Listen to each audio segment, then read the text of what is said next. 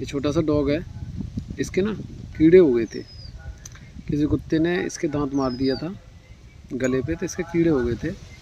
तो इसके ना इसमें बहुत ज़्यादा घाव है, आप देख सकते हैं। फिर हमने ना इसके लिए डॉक्टर को बुलाया था, तो डॉक्टर ने इसका ट्रीटमेंट किया था। तो इसमें इंजेक्शन लगाया था हाईटेक, तो उससे कीड़े मर गए थे।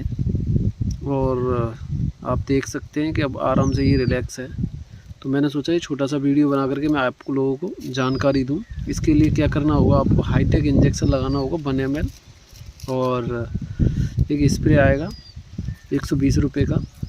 तो उसको आप दिन में 3-4 बार मारेंगे तो 5-7 दिन में ये डेली का रूटीन है, आपको करना पड़ेगा। लेकिन इंजेक्शन 1 टाइम लगाना है और थोड़ी मात्रा में इंजेक्शन का छिड़काव करना है। ये मैंने सोचा आप लोगों को ये छोटी सी जानकारी दी जाए।